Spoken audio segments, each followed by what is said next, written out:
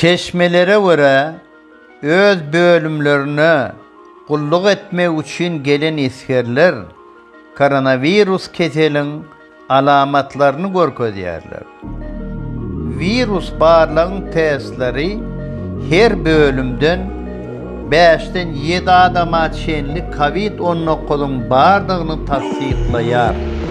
Ol keselin eskerlerde bardığı 2021-nji ýylyň oktýabr aýyndan tasdiklanyp başlady. Nevap vilayatyna gelen eskerler Sevit keselhanasyna yerleşdirildi. Şaýatlaryň sözlerine göre eskerler bilen ýolagçy bolup aragatnaşyk saklan demir ýol işgärleri hem keselhana yerleşdirilipdir. Olaryň arasynda 10'usy prowadnik we ýene-de 10'usy kullugy barýan ýigitleriň ýanynaky harby bölümleriň wekillerem hastahana geçirildi.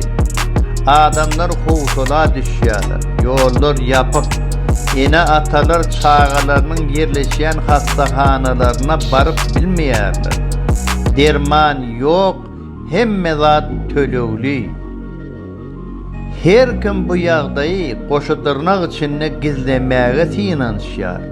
Adamlar howsala düşýärler. Emma şu wagtda çenli howsala aldyranlygy gorkudan has täsir.